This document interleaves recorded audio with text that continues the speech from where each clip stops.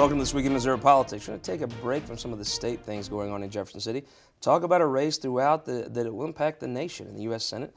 We're joined by Courtland Sykes. Very good to have you, sir. Thank you, Scott. Running for U.S. Senate, big race in the got a primary. Then, when the primary take on Senator McCaskill, why are you taking on this challenge? Well, it's the same reason I joined the military after 9/11. It's the same reason we all did. All that is required for evil to be victorious is for good men to do nothing. That's Edmund Burke. Edmund Burke, yeah. Edmund Burke. So that was the most quoted phrase when I joined the military in 9/11. We didn't go because we sauntered into our recruiting stations and just did it on a whim. We did it for a purpose, and that's the same reason.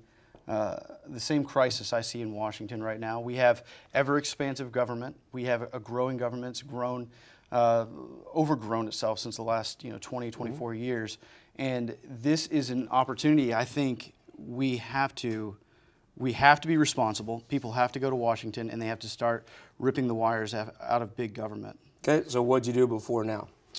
So after 9/11, I joined the Navy. I was grateful to be accepted into the intelligence program, deployed with the USS Bonner Richard, SEAL Team 5 over in Iraq, and then ultimately wrapped up my tour with NSW at Unit 3 before I was selected for, I was a part of a diplomatic envoy for the Defense Intelligence Agency. I served out of the U.S. Embassy in Panama, and our focus was national security. So I am the national security candidate, but the number one theme of this campaign is liberty. It can be boiled down to one word: liberty, and reducing the size of government and increasing our liberty. Let's talk about these videos that have taken the internet. If you're in politics and you haven't seen the videos, you can go to your YouTube page, I guess, and see them. Oh yeah. You don't mince words. Tell me how those come together. I think that that's really what is missing in politics is just authenticity and being bold and calling it like it is. Look, these issues that we're facing, these aren't little issues. These are people's lives. This is important. It's business. And that's how I feel. So what you see on those videos is essentially the same attitude that I had when I briefed the Navy SEAL commanders in Iraq. You don't mince words. You tell it like it is, and that's the end of it. And I think that people are really starving for that kind of Sounds a little bit of Trump in some of those videos. I mean, there's a little theme of that directness, being pretty bold, calling like you see it. Yeah. It feels a little bit like there's some Trumpian vibes in there. Well, I haven't built any 92-story buildings in my life like he has. His success is his success. I am who I am. So my experiences in life has led me to who I am in my delivery and yeah, but I do appreciate the compliment. I'd take that as a compliment. All right, so you're running for the United States Senate. I'm just a simple West Butler County hillbilly. But if you go back on Highway M in West Butler County, they all vote Republican. They want to know two things you might not get asked other places. Okay. Pro-gun? Yes. Pro-life? Yes. To the extreme? How far? Okay, let's start with pro-life. Yep. I think, so this week we're seeing for the first time a president attending a pro-life rally in Washington, D.C. This is incredibly encouraging. I think that abortion is, frankly, it's murder. There's no other way around it. That's how I feel about it. As for the Second Amendment, I'm against regulations. And when you ask me what regulations, I mean all of them. Take, for example, this experience we had in Texas. This guy violated several very strong laws in order to have a gun, and he still had one. So what regulations do is they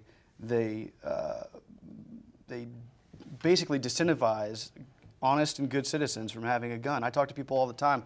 When they're driving from one state to the next, for example, they don't carry a gun to protect themselves because they don't know the state laws. They don't know if the gun should be in the glove box and the ammo should be in the back. It is a little confusing. So all these regulations do is disincentivize good people from owning guns, and the bad guys are going to do whatever they want anyway. Does that make sense? Absolutely. Let me talk about something that doesn't make sense to many people. Go ahead.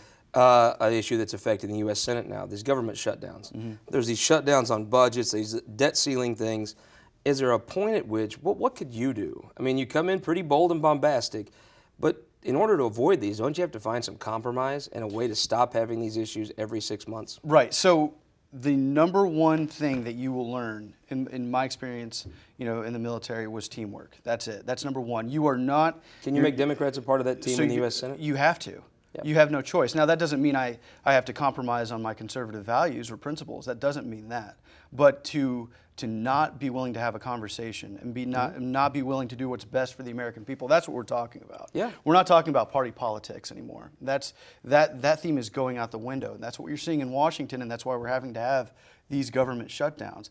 But the team is the most important part. These individuals, these individual party politicians, they have to be replaced by true patriots that are going to bear the responsibility of government and do what's best for the American So am I hearing you right? A bold-talking, straight-talking guy, Yeah. minces no words. Your videos show that. You can sit down with Democrats and you can come up with compromises. I think that's the part we've taken compromise and made it a bad thing. You're telling me someone that can be as direct as you can sit down, look across the table, and shake hands and make a deal. That's right. So I'm not asking Democrats to violate their communities. I understand that their voices and they represent their voices, and that's important too. I'm saying that I want to bear the responsibility for all of it. And in order to do that, you have to understand where they're coming from. Let's talk about another issue that's gripped the state. I'm sure as you move around the state, you've heard about the recent scandal involving the governor. What's your take and what are you hearing? So this year specifically, but I think this is true in politics in general, lifestyle matters in politics. If you have secret lifestyles, then you don't have any business in politics, and especially that's true today. I'm guided by, Micah 6:8, to do justice, to love mercy, and to walk humbly. That's number one. But I've also been conditioned by maintaining a top secret clearance for the better part of a decade. So, my personal life's an open book, and I've made promises to multiple media outlets. If anything does happen, any allegations, I'm willing to come up immediately and talk to them. And I'm happy to do that with you too, Scott. But lifestyle is going to be an important part of, obviously, this campaign too. It's important. If you have any lifestyle secrets, my advice is just to get out.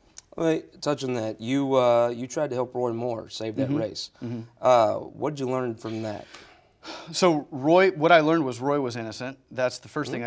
I wasn't going to endorse a candidate that I felt or there was any evidence of any type of scandal. So that's number one. He was innocent. Number two, I learned that when you have these allegations, you have to fight back immediately. Roy's a fighter. He's not. He's a tough guy. But I think their strategy was to maintain or hold on to their lead or preserve their lead by holding back a little bit. Last question. You're running against the Attorney General right now. If you win that, you run against a sitting U.S. Senator going for our third term. Why are you the right person to win that primary, take the Republican banner, and represent the great state of Missouri in the U.S. Senate? Right. So number one in this campaign and number one in my seat in the Senate is Missouri. That's it. I'm the right person because I'm doing it for the right reasons. I want to build off this momentum of this America First and this MAGA movement. I want to take Missouri voices to Washington. I don't want to talk to I'm happy to talk to lobbyists. I'm not going to take their money, but the people I want to talk to are the people of Missouri. If we have legislation that's being passed that's going to be affecting banking, I'm going to be talking to Tom Fowler. If we're talking about farming, which is 2/3 of the state, I want to talk to farmers, not their lobbyists. So I want to take their voices to Missouri. That's number one. Number two, I have the experience that's required. I started out 24 years old briefing commanding officers of Navy SEALs going into battle. That is where I earned my stripes. And so I'm going to take that responsibility, that experience, and this movement, this America First movement to Washington. Yeah. I want to thank you for joining us as the campaign unfolds. I hope you'll be back on This Week in Missouri Politics. All right. Thanks, Scott. Thank you. Yep. We'll be right back. Representative Nate Walker joins us on our Opinion Maker panel after this.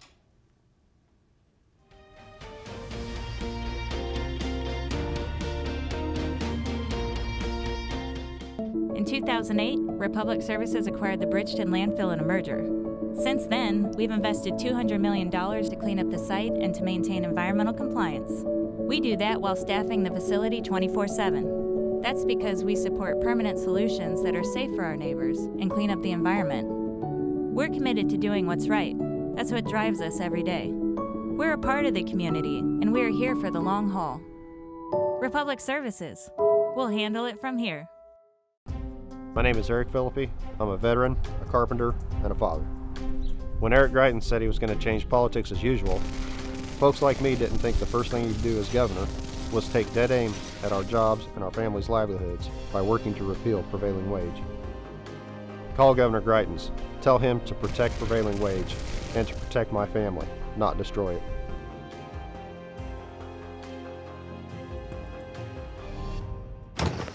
At Ameren, Missouri, we believe in the power of light. It makes scary stories less scary, and nighttime adventures more likely to last the night.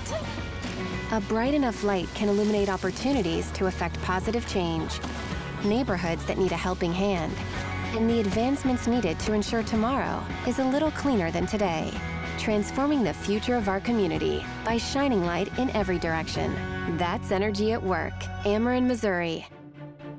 Welcome back this week in Missouri Politics. Our opinion maker panel now. Peter Meredith, representative of St. Louis City, welcome back. Thanks for having me. Phil Christofanelli, St. Charles County, welcome back. Glad to be here. And it's not nobody's TV's off. We've just switched it up a little bit this week.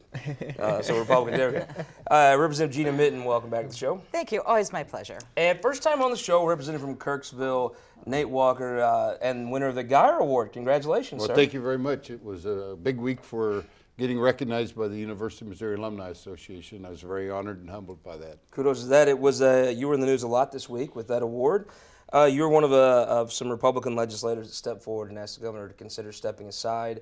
There was several lawmakers that did that, and I guess the next question is to you.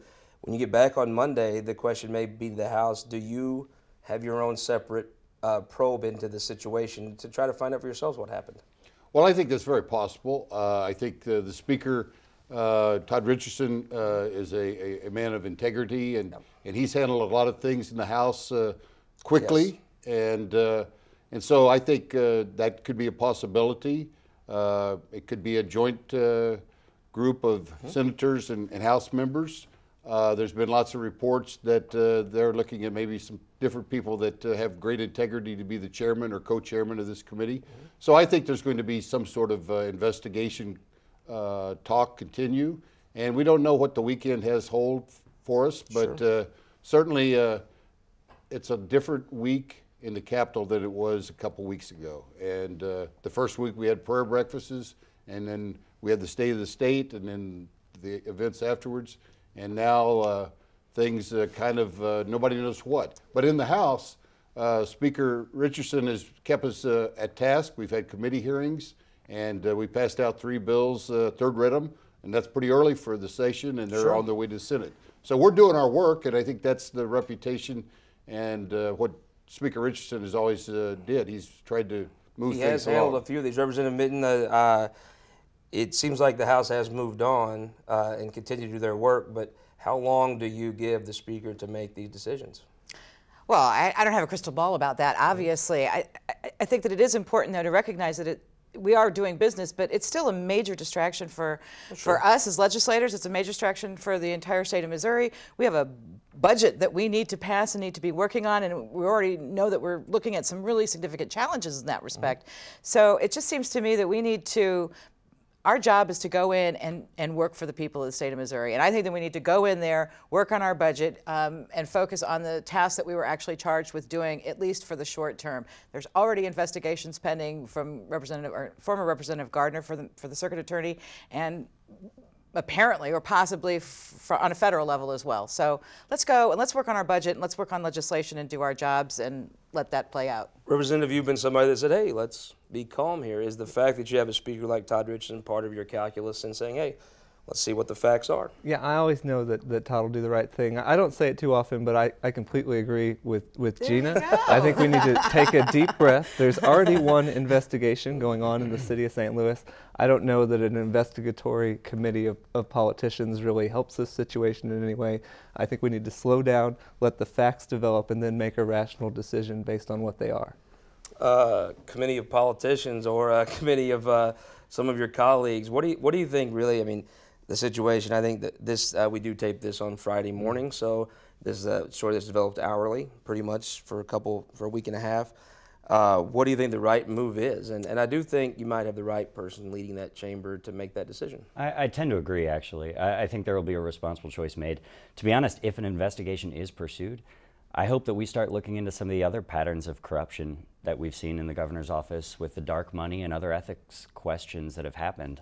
I think there's a lot to look into, whether that happens in the circuit attorney's office, in the media, or in our chamber is yet to be known. So you're an attorney yourself. I mean, a parallel investigation is what a lot of folks are talking about, especially in the Senate. Not an impeachment hearing necessarily, just an investigation. I guess it's possible for them to have a subpoena power and to uncover some facts on their own, correct? Absolutely right. I mean, I think there's a lot that could be uncovered if we start digging.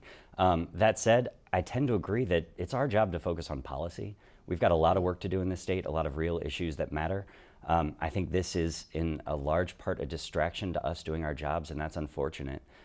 So I hope that we are able to keep moving forward with legislation and debating policy that matters to the people of Missouri. So with that in mind, give me the prediction. Let's put the crystal ball and get the hats out. Does the House actually move forward in the coming week and launch their own investigation? I think it depends a whole lot on what else happens in the media in the next few days. Interesting. What do you think? Right now, no. What do you think? I'm going to go with Peter on this one. I think that this is an evolving situation, and you just don't know until you know. What do you think? And I agree. I think it's an evolving situation. I called for his resignation. I called for it because of the distraction part and what's good for the state of Missouri. You know, today as we tape this show, I wouldn't have been here because I would have been in Canton, Missouri, and I would have been in Macon, Missouri to greet the governor. And when we have political people from either party come to North Missouri, we're respectful and we were excited to find out what he was going to talk to us about. And just all of a sudden, the tweets and everything said he's not going to be there. That's a distraction. I just want to quickly, I think that it's important to recognize that the governor is also distracted by this, and that does have a direct impact on what goes on. His State of the State, the supposed tax plan, both the State of the State and the Facebook video that he did yesterday, it's all bread and no meat. And that's a problem, which I think empowers us or forces the General Assembly. We've got to do the work that he's not doing because he's distracted. The video is so awkward because he hasn't sit down and been interviewed and asked questions and answered them. And I think maybe the awkwardness of that video was part because you haven't really sit down and had a press conference or visited with the public and answered what are pretty logical questions coming out of this. Right, he's speaking through his lawyers instead of speaking to the Missourians. Missourians want to hear it from him, and they deserve to hear it from him, frankly. Let's talk about the U.S. Senate race that people are going to be hearing about. If you're Josh Hawley today, you've just got to be like facepalm. I mean, come on now, you're killing me, right? Well, yeah. You know, I don't know what's going to happen in that race. I think the bottom line is that they're raising money, but it's going to be about outside money, that whole thing. So we'll see what happens. Representative, if you're Josh Hawley today, you've got to be like, okay, I'm already doing one investigation in the governor's office. Now, he said if the circuit attorney asks for his help, and you would assume at some point she might, he's going to be doing that and having this political issue. If you're Claire McCaskill, you've got to be rubbing your hands together and saying the Republicans did it again. Well, yeah, you could say all those things. It's not a good time for Missouri. No. The Attorney General, and I worked in the Attorney General's office, he is the chief law enforcement officer. And his job is to work with all law enforcement, whether they be local prosecutors or anyone that deals in prosecution of crime or whatever. And so he's in an awkward position. And then when you are a person getting ready to run for a major office, you've got to separate the two, and you've got to run your business part of it as a elected official, and then you have a political side. So they have to keep a clean line there. But it's a difficult situation that he's in. And I've known Claire McCaskill. I served in the legislature with her during the 80s. She's an intelligent, bright politician. She understands Missouri. She's had a lot of town meetings. And so she's connected pretty well with a lot of the people. She's running for her third term for a reason. Right. I think that one of the people, if you look at who's handling themselves very well, I mean, you look at Rob Vescovo, who's handling himself very measured, and you look at Josh Hawley the last few months. We talked about it last week. It would be very hard to build a resume to run for the U.S. Senate in a year. The only way you would is be put in these extremely tough situations and act honorably. I think thus far, I mean, I'm sure he's not thrilled by these distractions and problems, but he's handled himself very well in it. And if he handles them well, it could become an opportunity. Absolutely. Everything that happens in politics is an opportunity, and Josh can show that he's fair and level-headed here, and that's only going to do well for him next year or this year when we have our U.S. Senate race. It's been a fast start to the year. Yeah. Now, Peter Meredith, I assume you might be inclined to vote for Claire McCaskill. I might be. But you, as a fair person, as an attorney, I don't know, especially in the last 3 months, what more you could want from your Attorney General. regardless of party. I mean, I think he said he'll follow the protocol. If he's asked to help, he'll investigate the sex scandal. He's investigating the issue with the Confide app. I think he's handled himself pretty well, right? I think he's handled himself decently on some of these issues. This particular one, I felt like he kind of punted it to St. Louis City. Now, I want to back up. I mean, the protocol is the local prosecutor asks for help. Well, I think when we're talking about the governor and charges against the governor, it's appropriate for the attorney general to be doing his part as well. That said, I want to back up and just say I don't think that Claire McCaskill is celebrating this at all.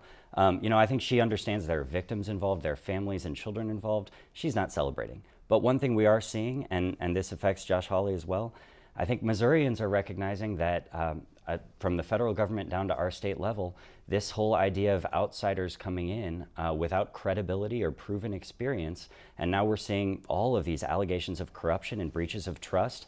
I think that that all works in favor of the public. I mean, the voters have a horse sense, but this is, to me, the interesting part. The city of St. Louis shouldn't control their schools, shouldn't set their own minimum wage, but they should investigate the biggest issue that's probably before the body. There is a little hypocrisy on the Republican Party there. Absolutely right. I mean, that is something. The city of St. Louis shouldn't be able to do all these things, but you trust them to do this.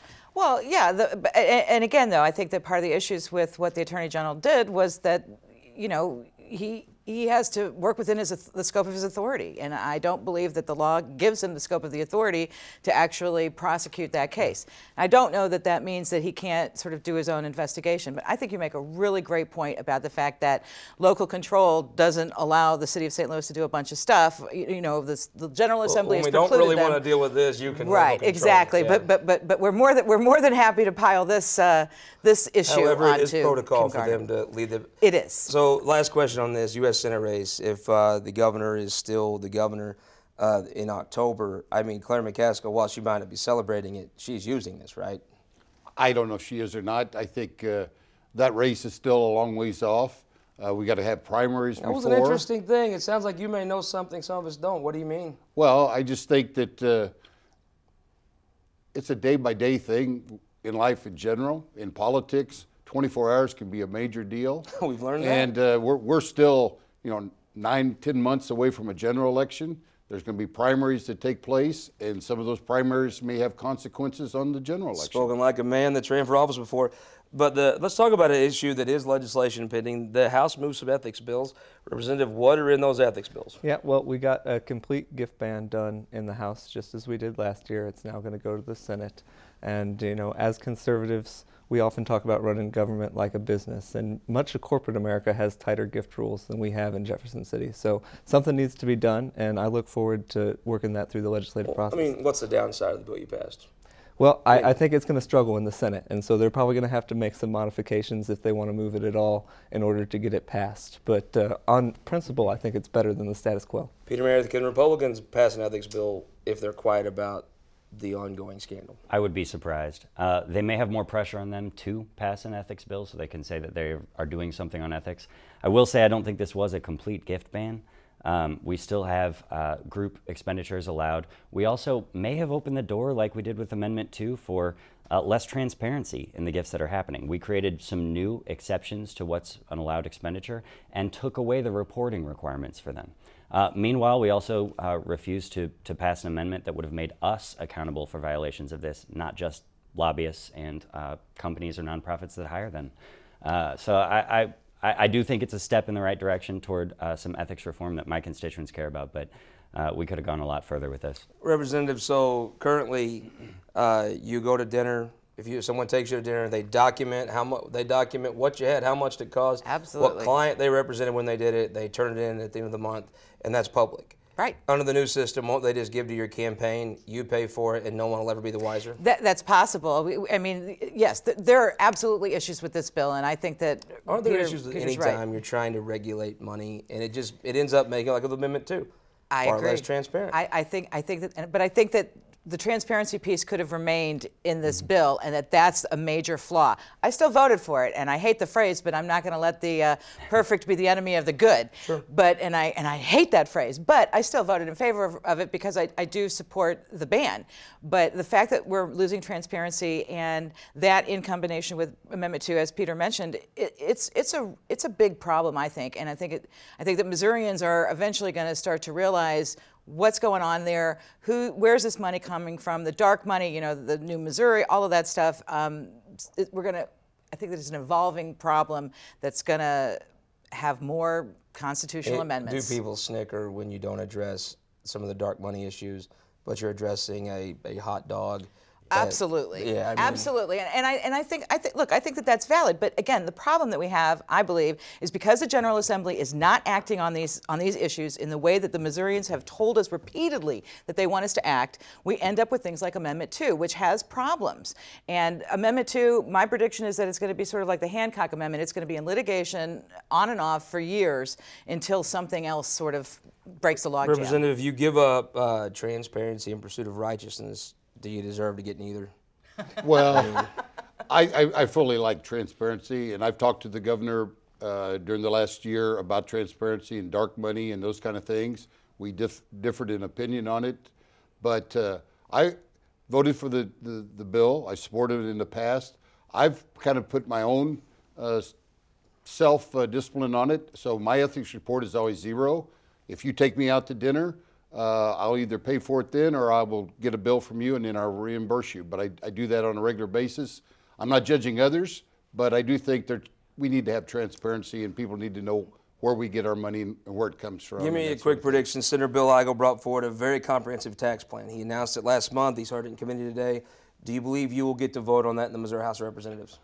It's got to go through the Senate, and Ron Richard has made it clear that he doesn't want any bill that will jeopardize us and make us like the state of Kansas. Sure. And you know, we have some really fundamental funding shortcomings right now, and so we got to look at it, and then we'll see what happens. Do you see that bill coming to you?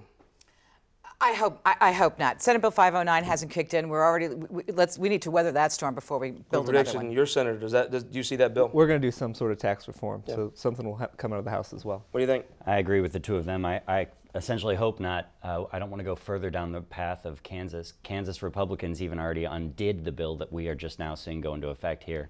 And we are still sitting here in a budget crisis of our own making. And I'd rather we not make that worse. And we can't unring the bell Yeah. because of Hancock. We cannot spend more and have more time, so with a minute left, who won the week? I'm going to say Claire McCaskill and other politicians with proven records and credibility.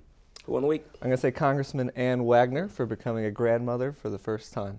Congratulations to them. Who won the week? I'm going to say nobody, or maybe Nate Walker for winning the Geyer Award. I think that everybody in Missouri, because the governor's shenanigans, are distracted from the work that we need to be doing. Representative, who won the week? I think the Speaker Todd Richardson won the week. He kept us on focus, he kept us on track, and he's done that all through his time as Speaker, and so I give the nod to him.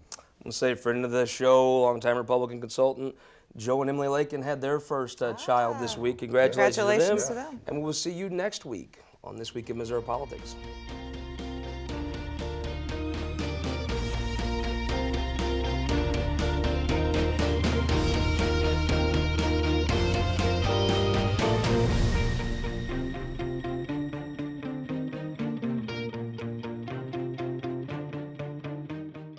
This Week in Missouri Politics, brought to you by Spire and Sterling Bank.